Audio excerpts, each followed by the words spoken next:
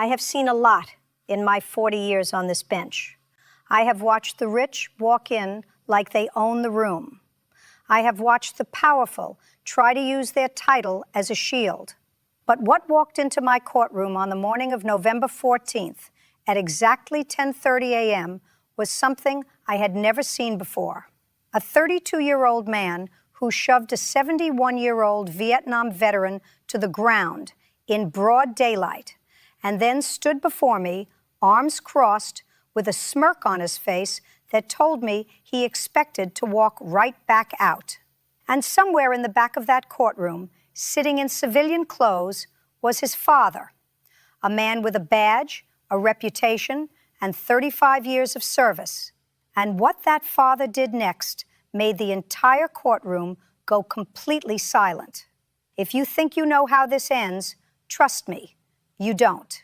Hit that subscribe button right now, because this story is going to change the way you think about power, privilege, and what real love actually looks like. The case file in front of me seemed explosive enough on the surface. My clerk had handed it to me that morning with a look I recognized. The look she gets when a case has already made the local news before it reaches my bench. I read it twice before I even put on my robe. State versus Marcus Holt, case number 2024-CR4417, assault and battery on an elderly person. The defendant was Marcus Holt, age 32. The victim was James Calloway, age 71, a Vietnam veteran, a retired school teacher, a grandfather of 4, a man who had spent 2 tours in the Mekong Delta so that people like Marcus Holt could live in a country where the law is supposed to mean something. Let me tell you about James Calloway before I tell you about what happened that morning in the park.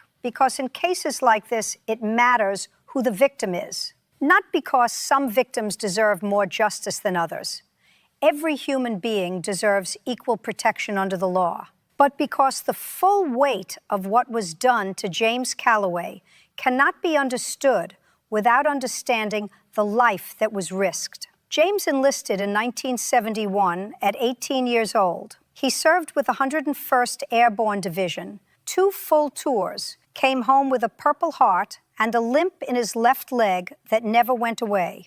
After the military, he spent 30 years teaching high school history in a public school in the same city where he grew up. He coached baseball on weekends. He volunteered at the Veterans Support Center on Tuesdays. He walked his dog, an old golden retriever named Sergeant, through Riverside Park every single morning at 8:15. That was his routine, his peace, his corner of the world. On November 11th, Veterans Day, Marcus Holt was driving his black Mercedes through the Park Road at over 50 miles per hour in a 15-mile-per-hour zone. Sergeant pulled toward the road. James stepped to the curb and raised his hand, the universal signal. Slow down. Just slow down. Marcus didn't slow down.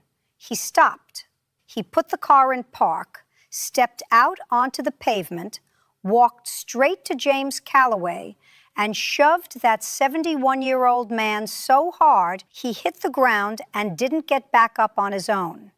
James suffered a fractured wrist, 2 bruised ribs, and a severe concussion. He spent 3 nights in the hospital. When the paramedics arrived, he was still on the ground, trying to sit up, too proud to stay flat on his back in public. 3 witnesses called 911. All 3 gave the same account. Marcus Holt stood over James on the ground and said, and I want you to hear these exact words, "Next time, old man, keep your hands to yourself. My father runs this city. You have no idea who you just messed with." Then he got back in his Mercedes and drove away. Now, before I tell you what Marcus Holt looked like when he walked into my courtroom, before I tell you what he said when he opened his mouth, and what happened when his arrogance finally met something it couldn't move, I want you to do something. Drop a comment right now and tell me, have you ever witnessed someone use their family's name to escape accountability? Have you ever stood by and watched power protect itself? Tell me, because what you're about to see is the answer to that question, and it's not what you'd expect. And while you're down there, subscribe to this channel, Less than 5% of people watching are subscribed. If you believe that badges should mean responsibility and not immunity, hit that button right now. You are going to want to see what happens next. Marcus Holt walked into my courtroom like the room belonged to him. Expensive charcoal suit, a watch that cost more than most people's monthly salaries. His attorney, a private defense lawyer, who I'd seen maneuver wealthy clients out of tight corners before, walked half a step behind him like a well-trained shadow. The attorney carried a leather portfolio thick enough to suggest his client was prepared to argue everything, dispute everything, and outlast everything through paperwork and procedure. That's the strategy when the facts aren't on your side. Marcus didn't look nervous. He looked inconvenienced. The way someone looks when they've been called into a meeting they didn't want to attend. He glanced around the courtroom with a mild interest, like he was assessing whether any of it was worth his time. He didn't look at James Calloway, not once. James was sitting in the front row of the gallery in his dress clothes. His wrist was still in a brace. His Purple Heart was pinned to his lapel. And Marcus Holt, the man who put him on the ground on Veterans Day, couldn't even look in his direction. That told me everything. I called the case. Marcus stood. His attorney stood beside him. And when I asked Marcus how he pleaded, his attorney jumped in immediately. Not guilty, Your Honor. We believe the evidence is circumstantial and the witnesses are inconsistent. I looked at Marcus directly. Mr. Holt, I asked you, do you have a voice? He looked at me with that smirk still in place. Not guilty. Thank you, I said. Now let's talk about what happened on November 11th. I asked the officer to present the evidence. Officer Patricia Ewan, badge number 2218, walked the court through the timeline with the precision of someone who had done this many times. She presented the 911 call logs, the witness statements, the medical report from the hospital, and then, the moment Marcus's attorney shifted in his seat, she presented the parking lot security footage from the recreational center adjacent to the park. Crystal clear, full color, timestamp on screen. We played it on the courtroom monitor. The entire gallery watched in silence as Marcus Holt's Mercedes appeared on screen, moving at a speed that was visibly absurd for that road. James Calloway raising his hand. Marcus stopping, stepping out, walking directly toward James with his shoulders set and his jaw hard. The shove that sent a 71-year-old man, a decorated veteran with a bad leg, straight to the ground. Marcus standing over him, gesturing, getting back in his car, and leaving. The courtroom was silent for a full 3 seconds after the footage ended. Not the restless silence of boredom, the held-breath silence of people who have just watched something they cannot unhear. I looked at Marcus. Still not guilty, Mr. Holt? He shrugged, actually shrugged, and said, he stepped into the road. I reacted. The gallery exhaled. Someone behind me murmured something I chose not to acknowledge. James Calloway sat perfectly still, the way men from that generation sit when they've learned that composure is its own kind of power. I leaned forward. I said, Mr. Holt, I've been on this bench for 4 decades. I have seen defendants lie with extraordinary creativity. What I just watched on that screen was not a reaction. That was a decision. You put your car in park. You walked toward a 71-year-old man. You made a choice. So I'm going to ask you again. Would you like to reconsider your characterization of what happened on Veterans Day? His attorney put a hand on his arm. Marcus pulled his arm away. And then he said something that made the temperature in the room drop 10 degrees. Your Honor, he said, voice steady and calm, like he was explaining something obvious to someone slow. My father has served this city for 35 years. He's the chief of police. I think it's fair to say I understand law enforcement, and I understand what constitutes an actual threat. That old man was in the road. I protected myself, and I moved on. The fact that I'm even here is an embarrassment. The gallery didn't gasp. It went quiet in a way that's louder than gasping. I removed my glasses. Anyone who knows me knows what that means. An embarrassment, I repeated. Mr. Holt, do you know who James Calloway is? He glanced at James for the first time. A single dismissive look. No. I stood up from the bench. I walked down to the front. James Calloway, I said, would you please stand? He stood slowly, with the care of a man who has learned not to trust his joints. He stood straight. He looked at me and waited. Mr. Calloway, I said, would you please tell the court who you are? James Calloway cleared his throat. His voice was quiet, but it carried. My name is James Calloway. I served in the United States Army, 101st Airborne Division, from 1971 to 1973. 2 tours in Vietnam, Purple Heart. I taught history at Jefferson High for 30 years. I have 4 grandchildren. I walk my dog in that park every morning because it's the only hour I have to myself since my wife passed 2 years ago. He paused. And on Veterans Day, I asked a man to slow down near the road because I didn't want my dog to get hit, and he put me on the ground. The courtroom was absolutely still. I turned back to Marcus Holt. Do you understand what you just heard? You shoved a decorated combat veteran, a man who risked his life for this country, a man who spent 3 decades teaching children, a man who was walking his dog on Veterans Day, and you put him on the ground and called it a reaction. I looked at him for a long moment. You are 32 years old. You should be ashamed of yourself. Marcus's smirk finally slipped. His jaw tightened. His attorney was leaning toward him, whispering, but Marcus leaned away from him instead and looked straight at me. Your Honor, he said, my father will be speaking with the district attorney's office about this case. I think you should be aware of that. And there it was. The reason this case ended up on the news. The reason this courtroom is the one you're watching right now. I said, Mr. Holt, are you attempting to tell me that your father's position will influence how I conduct this hearing? He held my gaze. I'm just saying, he knows people. I looked out at the gallery. Chief Holt, I said, would you please come forward? The entire room turned around. In the last row, a man stood up, late 50s, gray at the temples, wearing a plain button-down shirt and slacks. No uniform, no badge. Chief Raymond Holt had been sitting there from the beginning. He'd heard every word his son said. He'd watched the footage. He'd sat through the dismissal of James Calloway's service. And the look on his face when he walked down that center aisle was not anger. It was something worse. It was grief. Marcus turned around slowly. His face went through 3 expressions in about 2 seconds. Confusion, relief, then something close to fear when he read his father's face. Dad, he said, what are you? Chief Holt held up one hand, and Marcus stopped talking immediately. I said, Chief Holt, thank you for being here. I understand this is not easy.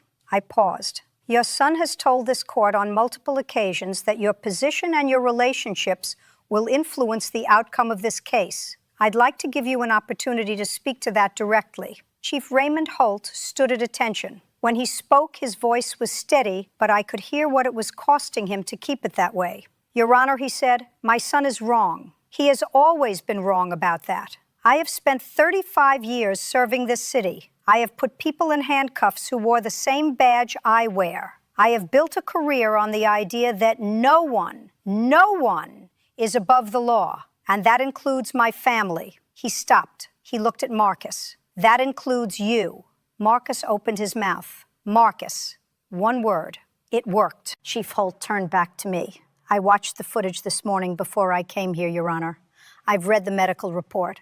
I know what my son did to Mr. Calloway, and I am here today not as Chief Holt.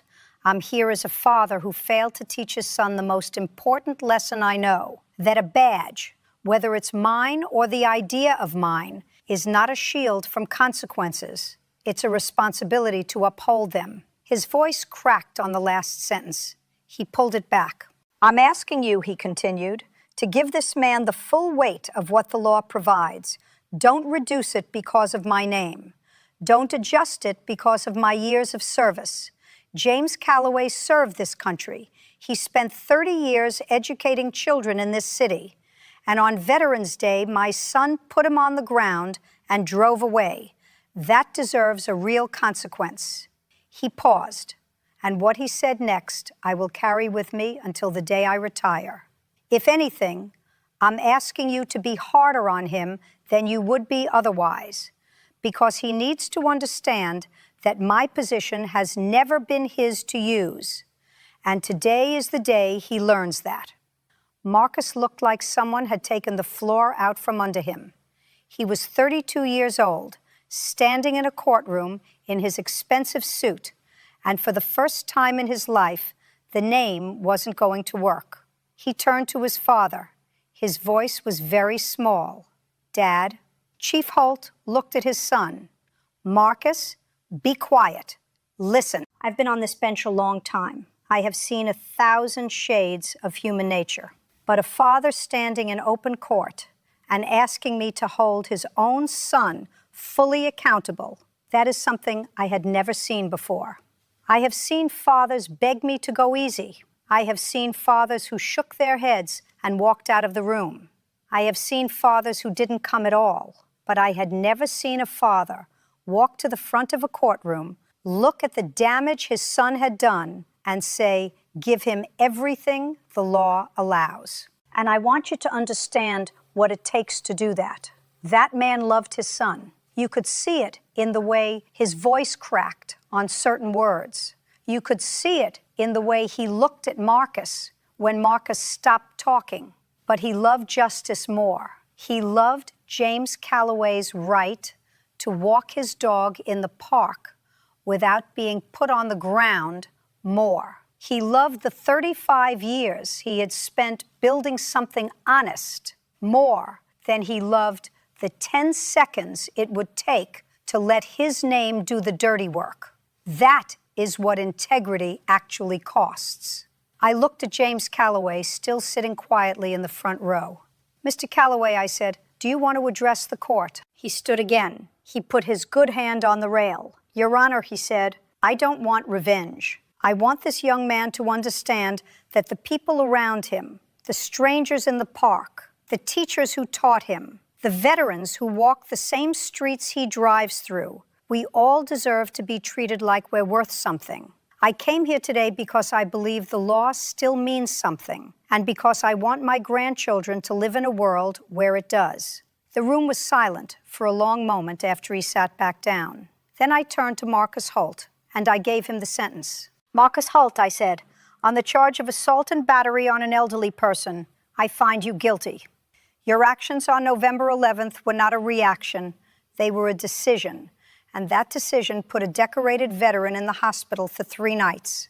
Here is what this court orders: 120 days in the county correctional facility, suspended pending full compliance with the following terms: 200 hours of community service to be completed at the Veterans Support Center, where James Calloway volunteers every Tuesday. You will not sit behind a desk. You will work alongside the veterans there. You will hear their stories. You will carry their equipment. You will assist with whatever they need. You will complete 1 full year of anger management counseling, documented and reviewed by this court. You will write a formal letter of apology to James Calloway, which will be read aloud in this courtroom at your compliance review. And you will speak to the Police Academy's incoming recruit class about privilege, accountability, and what happens when someone believes their family's name puts them above the law. Your father will arrange it." Marcus stared at the floor. I leaned forward one more time. "Mr. Holt, I want you to look at me." He looked up. "You came into this courtroom this morning thinking a name was going to save you.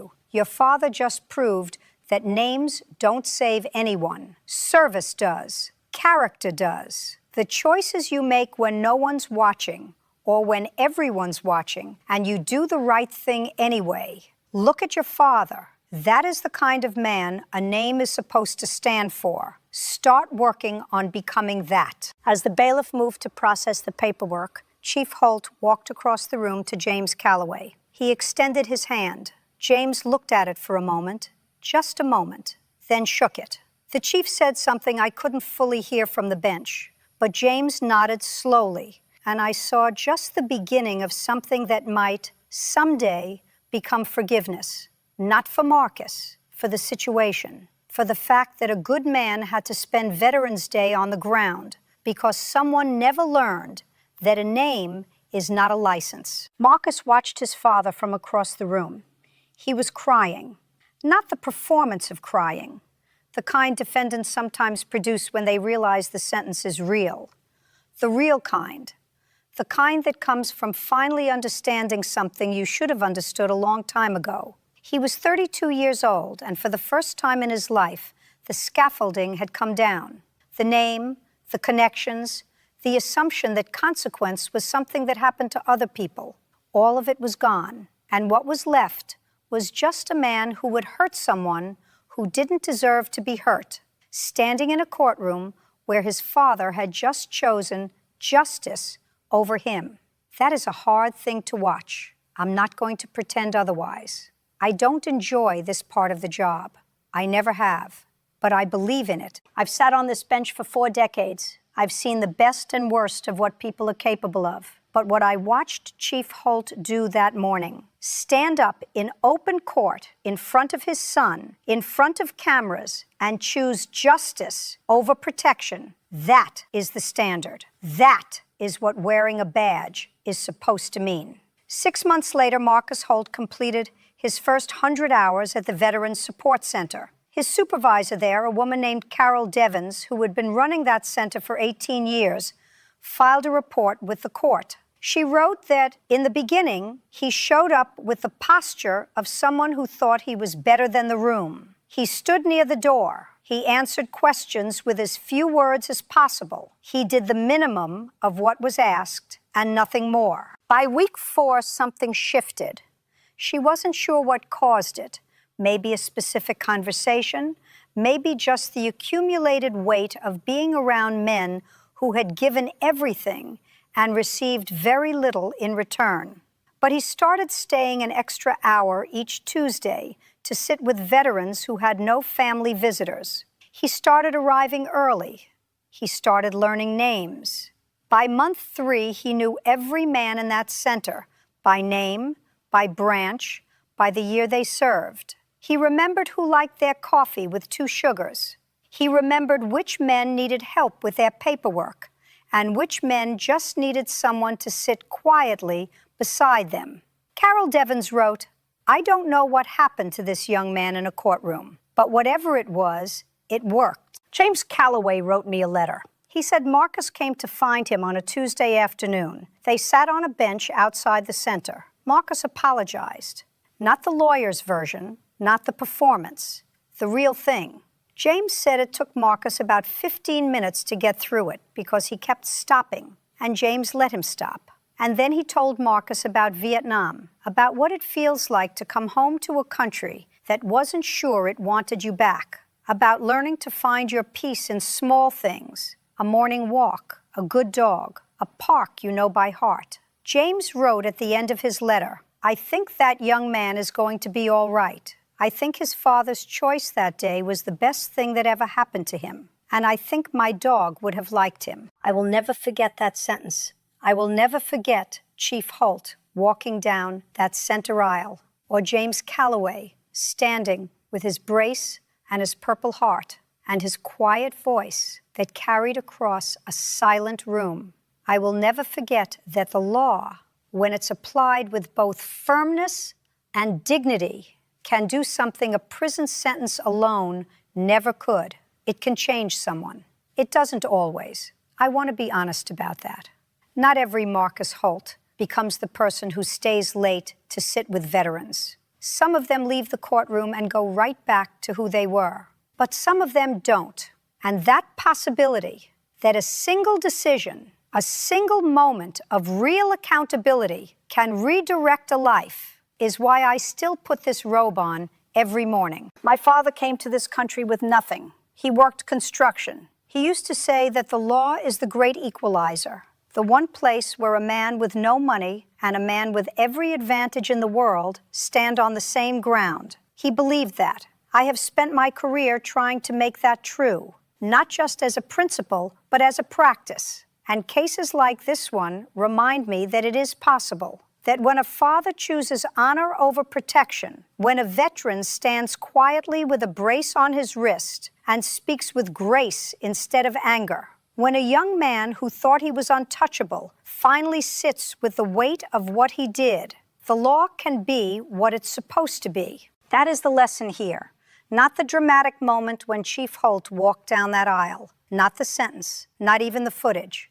The lesson is that the most powerful thing in any courtroom is not the gavel. It's character. It's the choice each person makes about who they want to be when the moment comes that actually tests them. James Calloway had that character. He walked in with his brace and his Purple Heart and his quiet dignity, and he told a room full of strangers that he didn't want revenge. He wanted understanding. Chief Raymond Holt had that character. He walked in knowing it would cost him something, and he did it anyway. And Marcus Holt, I believe, is learning it.